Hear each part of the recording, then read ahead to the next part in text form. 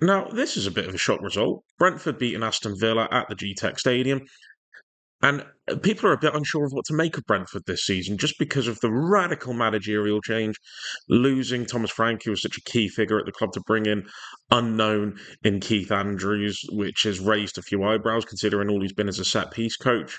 So many tipping him to go down if a promoted team does stay up. I'm a bit split on this. I understand the pessimism with Keith Andrews because nobody knows anything about him in terms of his qualities as a manager, and he was a set piece coach. And from what I gather, Brentford weren't that great at set pieces last year.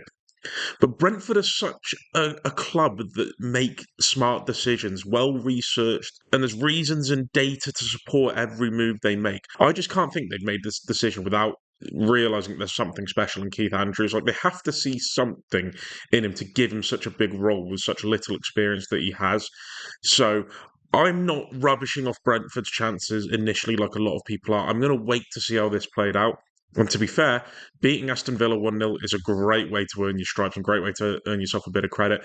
Villa, I think the best way I could describe this performance is blunt. Blunt, boring, lacking in a little bit of that oomph, that je ne sais quoi. You know what I'm saying? And as a result, it just fell apart a bit. But I'm going to go over the tactics, and the majority of the game took place with Villa on the ball as the away team, so I'll start there. But also, before I get to this video, if you get to the end of it and realise that you liked it quite a lot, could you please show that in the form of a like? Helps the channel grow, helps us reach more algorithms and such. And I don't even know if I've used the word algorithms in a correct sense there, but whatever. It helps me out, and I'd greatly appreciate it. So only if I've earned it, please do so. On to the video. Now, Villa would build up in their sort of 2-4-1-3 with the pivots sitting in deeper than the fullbacks in Kamara and Anana. Tillemans having a bit of an attacking midfield role between the lines, a little bit freer, with Rodgers and McGinn as the wide players, but both would tuck in as they're naturally better in the centre. And Brentford pressed high with a little bit of a twist. It was high press, but it wasn't completely man to man. It was very reactive man to man, creating a +1 in deeper areas of the pitch. And usually, when a team creates a +1, it's to have their centre backs doubling up on the striker because maybe it's just a high level striker threat that they're worried about, i.e., a Haaland. The +1 didn't come from one of the centre backs; it came from Jordan Henderson in this centre area. And the biggest key to Brentford's press was just not allowing Villa to play through the centre, which is their main desired approach. Because when they exploit wider areas, it's through third man runs, it's through overlaps, as the more attacking wide players tuck in and join in the centre. So you're cutting off Villa at the knees a bit here by pressing them this way. It would start with Thiago on Mings, with Damsgaard and Yarmouk pressing onto the two pivots. And this would obviously force Martinez out into this area here, but Yarmouk would then look to come and press. Damsgaard would come across, and you get Thiago dropping in onto the spare pivot. They would obviously look to play back around to the far side, where then they'd have to chase back. But with Martinez, then Brentford could get fairly easily overloaded in this areas. But they showed great energy in moving from side to side and making it as hard as they could for Villa to play up. In moving as well, not only were they closing the player down, but they were closing off those central passing lanes by always keeping good positions in between that Villa four. Fullbacks could remain key because Shada and Tara were the proposed markers for the fullbacks.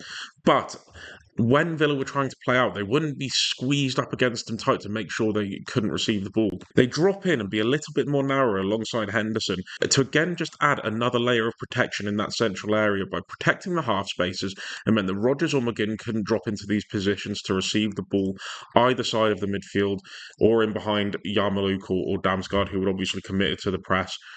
So really good start positions, really good concentration levels, and then when the ball would get played around to the fullbacks is when they'd close down.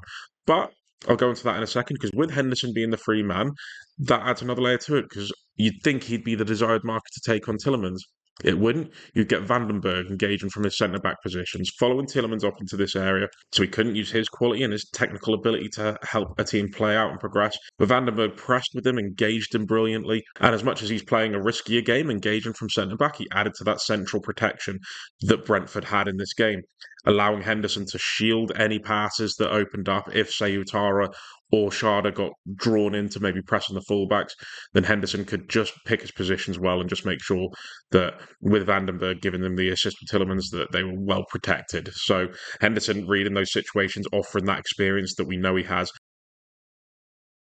a very understated role. I feel like it's a performance not a lot of people would have caught onto, but I thought it was exceptional, and it just shows the value of having a player with the experience that Henderson has in that midfield in this pressing structure, and I thought he did his job excellently.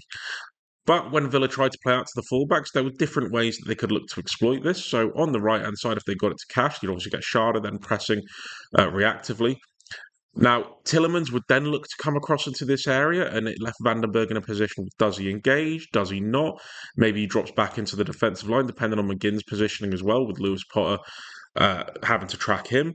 So you get Henderson coming across into this area with or without Vandenberg's assist to, again, offer that shielding role just to make sure that much of the pitch was cut off. But this would drag Morgan Rogers infield. If Tillemans stretched wide to receive the ball, then it gave invitation for Rogers to do this. Have a free roll, operate as the central attacking midfielder, and Coyote would be pushed into this position of does he track Rogers in this area? Does he drop off because of the threat of the overlap from Digne? And Rogers could look to receive the ball in here. But again, Henderson, showing his experience, read situations well, and so could react and use his positioning to just try and cover as much play as he can, and at least get himself into a good starting position to the point where if Rogers received the ball, he could turn, get close to him, and force him backwards at the very least. So a way that Villa could play out, but really good work from Brentford to make sure it didn't become too much of a threat. But also Digne overlapping on the left-hand side was also what gave Brentford a little bit to worry about when they would build up. As him moving up so high meant that Utara had to drop in a little bit deeper in this area. And so it meant that Pau Torres could switch out a lot wider in this area, making it harder for that Brentford front three to cover all those players, the double pivots and the centre-backs, because there was a whole width of the pitch to have to occupy now.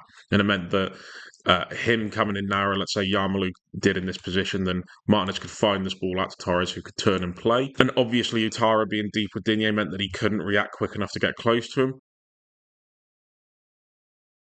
But Henderson, being this free man, meant that he could cover across and get close to him and react. And even if he wasn't getting to Torres, he could react onto Onana, allowing Yarmouk to engage in this position here. So Henderson, being that free man, paid out dividends when Villa could create an opening on this left. Even Rogers coming into this left attacking midfield position wasn't that big of a threat, because with Otaro dropping onto Digne, Coyote could come and engage Rogers, and he had a bit more freedom to leave his position to make sure Rogers didn't get time to turn and drive into the Brentford half, which we know he has unbelievable quality in doing so. So, pressed fantastically Brentford.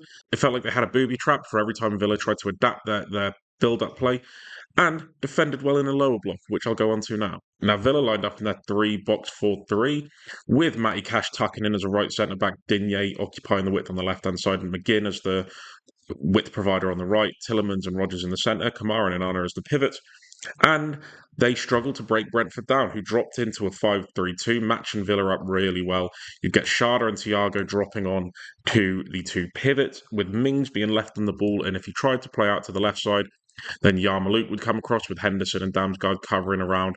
And then the same happened on the far side. If they tried to recycle the ball round to Cash, Damsgaard would go and press, Henderson would cover back round, and Yarmouk would get back into position, with the front two for Brentford blocking off easy passes into the pivots. Otara drops properly into the defensive line against Digne to prevent him from having any space on that left-hand side to get his crosses away.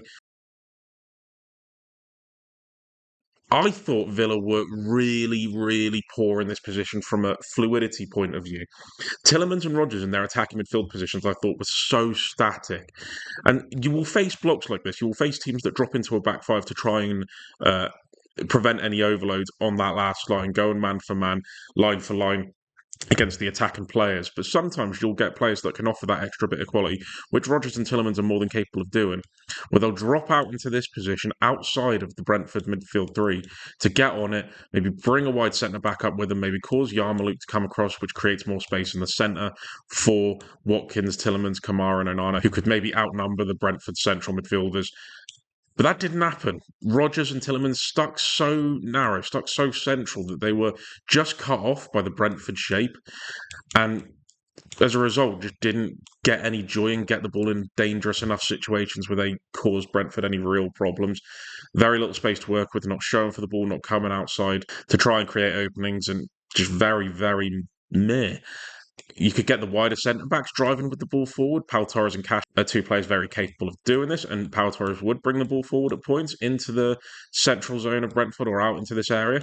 The biggest issue is Cash not being as defensively aware, Mings and Torres not being immobile at all, meant that if Brentford won the ball in these situations, you get Atara making a lung-busting run from his right wing-back position, Thiago running in behind Sharda as well on the far side, using his pace to get in behind Cash. And Villa left themselves too open to the counter-attack and just created a bit of danger for himself that maybe they didn't need to, with Torres being the one to force it in that deep half-space zone and not one of the attacking midfielders, and just left themselves a bit vulnerable, tested the mobility that Mings and Torres do not have. And on another day, Brentford maybe could have got an extra goal or two through this method. I'm going to go over the Brentford attacking phase now, which wasn't the most extravagant. Now, Brentford were not interested in build and play at all. They weren't interested in short build-up, playing through the thirds, finding overloads in midfield, finding free men. It was direct, straight from Kelleher, straight from the centre-backs. And the biggest issue with Villa that invited this is Villa operate with a very high line, but they don't put pressure on the ball. It's been my biggest flaw with Emery's system since he joined Villa.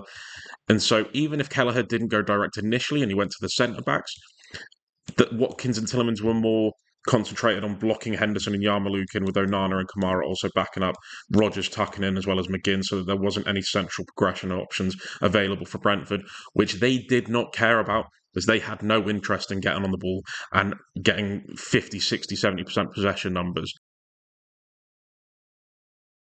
And so without that pressure on the ball, it meant that Kelleher and Collins and Vandenberg could take touches, get the ball out of the feet to hit more accurate direct passes to Thiago, to Sharda, and get him behind that way. And with that high line and the lack of mobility, which I've touched on in the Villa centre-backs, this was a recipe for disaster. Atara would stick slightly more narrow to Thiago, which meant that if Thiago dropped in to receive the ball and get on it, then it created an issue for Mings and Torres to then have to react and quickly adjust to these situations. So Thiago could maybe win the header uncontested. Atara then making a run in behind the centre backs, getting away from him, which he did for the winning goal. And it's simple route one up to the big man and get the little man running off them. A very simple, very age-old tactic, and Villa fell for it, hook, line, and sinker. Also could go direct to Sharda, who would be engaged by Cash. Cash being really poor in the air meant that Sharda, once he jumped early, which he did, his leaping ability in this game was incredible. He could win those aerial duels, win his physical duels with Cash, and could advance through that way with then maybe Thiago making the run off of Mings into this position. So again, very Pomo, very route one from Brentford, but it worked. And in just a simple action, it exploited what is wrong with this Villa team defensively at this point in time. So low possession, but who cares when you get the win? Is this sustainable for Brentford? Who knows? But it was perfect against Villa, and 3 points is 3 points. We'll judge the other games as they come. And full credit to Keith Andrews, deserves a lot of credit for this approach. Villa, it's not been a great start to the season, has it? I think there's a few worrying signs. I think some of the players and profiles that they have in certain positions aren't matching as well as they used to. It still feels like this is a very similar team to what I was watching under Gerrard. And it feels like it's needed that next step of the evolution. And Unai Emery's been getting the best out of this team for so long, keeping them competitive. I think this may have been a point where without the required transition into whatever the next phase of Villa is, means that they're going to be left behind a bit. And there's only so much the quality of a manager that Unai Emery can do to rectify that. But let me know what you guys think. Let me know if there's anything you think I missed. Like the video if you liked it. Subscribe if you want to see more. In a bit, lads.